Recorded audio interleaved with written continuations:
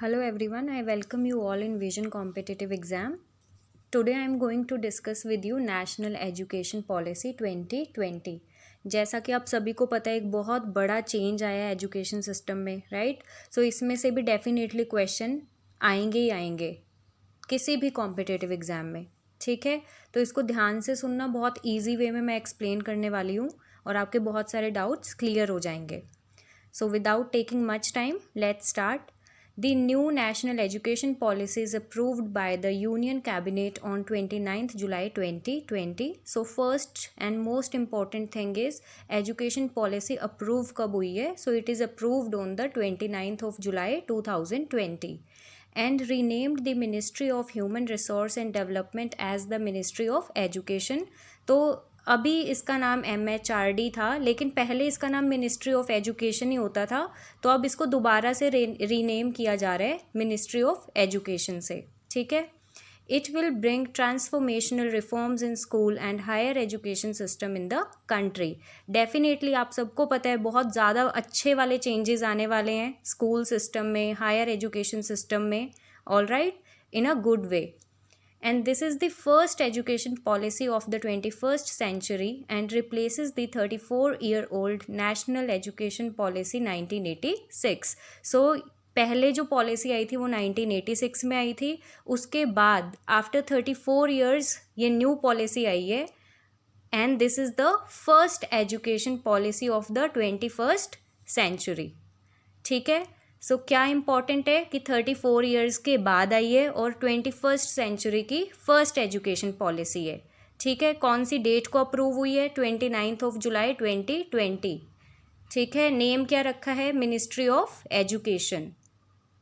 Now we will discuss important points of the policy. So under the chairmanship of late Shri T.S.R. Subramaniam, Committee for Evolution of the New Education Policy submitted its report in May 2016. So ये जो report थी new education policy की, ये late Shri T.S.R. Subramaniam ने 2016 मई में submit की थी, ठीक है? And one more thing, doctor के Kasturi Rangan is the chairman of newly constituted drafting NEP 2020. जो ये न्यू एजुकेशन पॉलिसी आई है इसको किसने ड्राफ्ट किया है? डॉक्टर के कस्तूरी रंगन ने, ठीक है? So first point is the current form of 10+2 system is transformed to new 5+3+3+4 structure with a strong base of early childhood care and education from age 3. जैसा कि आप सभी को पता है प्रीवियस जो एजुकेशन सिस्टम में था उसमें हम क्या फॉलो करते थे? 10+2 स्ट्रक्चर, ठीक है? उसको चेंज करके अब किस में क्या किया गया है? 5+3+3+4. इसको हम अच्छे से समझते हैं. So as you can see in this picture, दो चीज़ों को कंपेयर किया गया है. पहले जो 10+2 थी और जो अभी हमारा स्ट्रक्चर आया है 5+3+3+4, ठीक है? तो 5+3+3+4 को रीड करते हैं. First is foundational stage, it is of 5, ठीक है? 5 कैसे बना है? 3+2. जो फर्स्ट आपका 3 है उसमें क्या आएगा? प्री स्कूल, आंगनवाड़ी एंड बाल वाटिका, ठीक है? और जो 2 है उसमें आपकी आ जाएगी first and second class. So second class तक आपका रहेगा foundational stage. Next is it is followed by preparatory stage, ठीक है? Preparatory stage includes classes 3 to 5, all right, and age group is from 8 to 11 years. And again it is followed by middle stage. Middle stage is also of 3 years. It is consist of classes from 6 to 8, ठीक है? और age group क्या आ जाएगा? 11 to 14 years, all right. और middle के बाद next is secondary. and secondary में कौन कौन सी classes आ जाएंगी आपकी? 9th to +2 क्लास, ठीक है? और एज ग्रुप आ जाएगा 14 to 18 ईयर्स. सो ये टोटल 5+3+3+4 का स्ट्रक्चर है and it is a very good structure. I hope आप इजीली इसको अब समझ पाएंगे कि कौन कौन सी स्टेजेस हैं, ठीक है? और इसी के अकॉर्डिंग हमारा करिकुलम क्या होगा? बनाया जाएगा, ऑल राइट. सो बस आपको ये नेम याद रखने हैं: foundational stage, preparatory, middle and secondary stage. So the next point is a national curricular and pedagogical framework for early childhood care and education will be developed by NCERT in 2 parts. So एक national curricular and pedagogical framework को setup किया जाएगा for early childhood care and education. ठीक है, इसको 2 parts में divide किया गया है. First is 0 to 3 years and second is 3 to 8 years. Basically ये एक गाइड होगी, ठीक है, जो किसको गाइड करेगा, पेरेंट्स को और जितने भी early childhood care and education institutes होंगे उनको. And the next point is the priority of the education system will be to achieve universal foundational literacy and numeracy in primary schools by 2025. So ये भी बहुत अच्छा initiative है. Universal foundational literacy and numeracy इसको setup किया जाएगा primary schools में. कब तक अचीव किया जाएगा, बेसिकली 2025 तक. अब इसका मतलब क्या है universal foundational literacy and numeracy?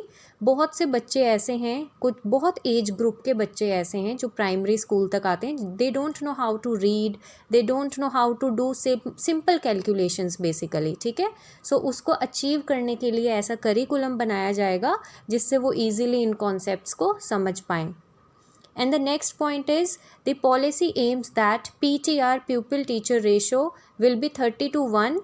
ठीक है, 30 to 1 रहेगी pupil teacher ratio, 30 students पे 1 teacher, and 25:1 will be for those students who comes from the disadvantaged group. Okay, so this question is also very important. आपसे पूछ सकते हैं what is the pupil teacher ratio? So it is 30:1. All right. So next point is the policy prioritized to achieve 100% gross enrollment ratio in preschool to secondary level by 2030. So according to new education policy target set किया गया है कि there will be 100% gross enrollment ratio. Pre school से लेके secondary level तक 100% gross enrolment ratio होनी चाहिए. कब तक? till 2030. And definitely we will achieve this target because new education policy ने काफ़ी कुछ इंट्रोड्यूस किया है. Again very important point, curriculum will be reduced to its core for each subject. Curriculum is going to be reduced. Now curriculum will be discovery based, discussion based. Okay, अब बच्चों को practical knowledge ज़्यादा मिलने वाली है, conceptual knowledge ज़्यादा मिलने वाली है, अंडरस्टैंडिंग लेवल पे ज़्यादा फोकस किया जाएगा.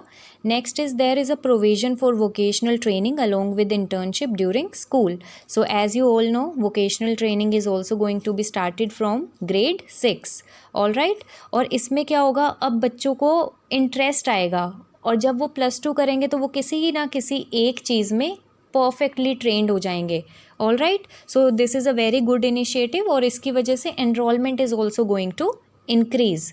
क्योंकि आपने देखा होगा विलेजेस में या बहुत सी जगह क्या होता है, 5th क्लास के बाद बच्चे क्या करते हैं, पेरेंट्स क्या करते हैं, बच्चों को स्कूल से निकाल लेते हैं कि उनको अभी कुछ काम करना चाहिए या कुछ भी. राइट, सो अभी क्या होगा, वोकेशनल ट्रेनिंग आ रही है 6th क्लास से, तो now parents are also going to take interest कि बच्चों को स्कूल कंटिन्यू करना चाहिए. Next point is related to holistic development and a wide choice of subjects. अब there will be wide choice of subjects for the secondary students.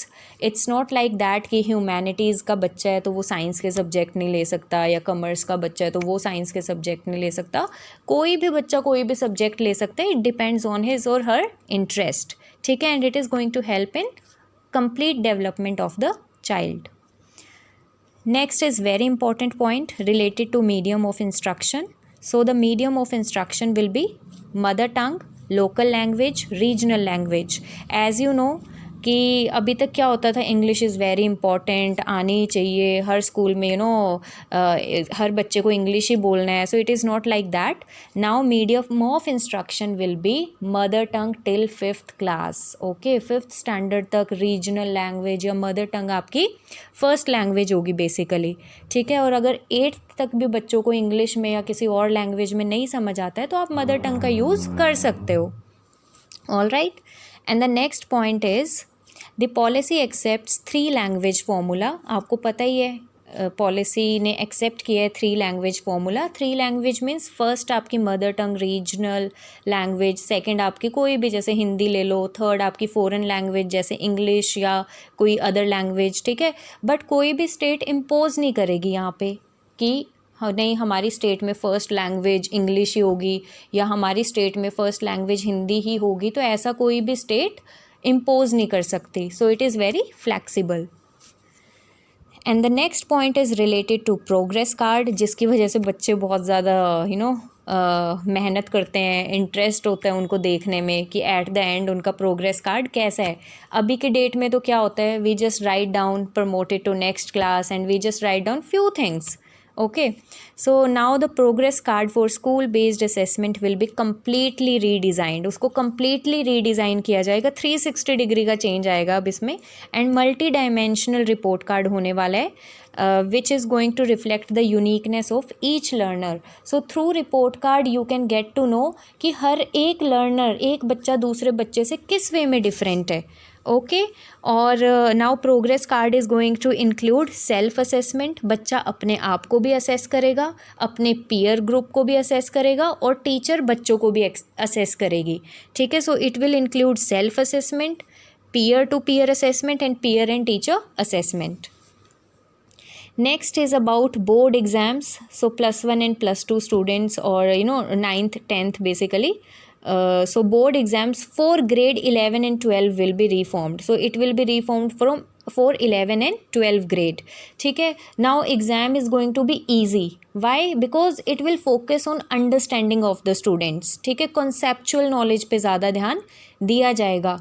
So the culture of board examination will shift from assessing rote memorization skills to competency, critical thinking and conceptual clarity। ठीक है, ऐसा नहीं है आपने रट्टा मारा और आप इजीली कुछ भी लिख के आ जाओगे पेपर में, ऐसा नहीं होने वाला है। आपको कितना अंडरस्टैंड, कितना आपने समझा है किसी कॉन्सेप्ट को, ऑलराइट, उस पर ज़्यादा फोकस किया जाएगा। Next is the policy proposes to set up PARAKH. PARAKH को सेटअप किया गया है। परख को सेटअप करने का मेन मोटिव क्या है? To regular check on education system. So government can keep a regular check on the education system. And what is the full form of PARAKH? See जब भी किसी एग्ज़ाम में क्वेश्चन आएगा सो इसमें से 100% चांसेस बनते हैं, क्योंकि वो पूछ लेंगे कि पी का क्या मतलब है, ए का क्या मतलब है, यहाँ पे आर का क्या मतलब है। सो आपको इसकी फुल फॉर्म पता होनी चाहिए। P means performance, A means assessment, R means review, A means analysis, K means knowledge, H means holistic development. Okay, so Parakh means performance, assessment, review and analysis of knowledge for holistic development, and a national assessment center for all recognized school board of India। तो ये सभी schools के लिए set up किया जाएगा। And the last point is by 2030 the minimum degree qualification for teaching is going to be 4 year integrated B Ed degree. ठीक है, तो टीचर्स के लिए अभी क्या क्वालिफिकेशन सेट हो जाएगी till the 2030? what will be qualification for teachers? It will be 4 years integrated B.Ed degree। ठीक है, और ऐसा नहीं है कि अभी आपके पास B.Ed है तो उसका कोई यूज़ नहीं है, या आपने E.T.T किया है, D.L.Ed किया है, उसका कोई यूज़ नहीं है, तो ऐसा कुछ भी नहीं है। उसके लिए भी वो भी यूज़फुल है आपकी डिग्री। और एक और चीज़ कि टीचर्स के लिए CTET तो अभी तो है ही कंपलसरी, आगे आने वाले समय में तो बहुत ज़्यादा कंपलसरी हो जाएगा। सो अगर आपने नहीं दिया है तो prepare for that if you want to go in teaching line only। all right, so that's it। I hope आपको बहुत अच्छे से समझ आई होगी नेशनल एजुकेशन पॉलिसी। और next video I am going to make for quiz related to NEP 2020।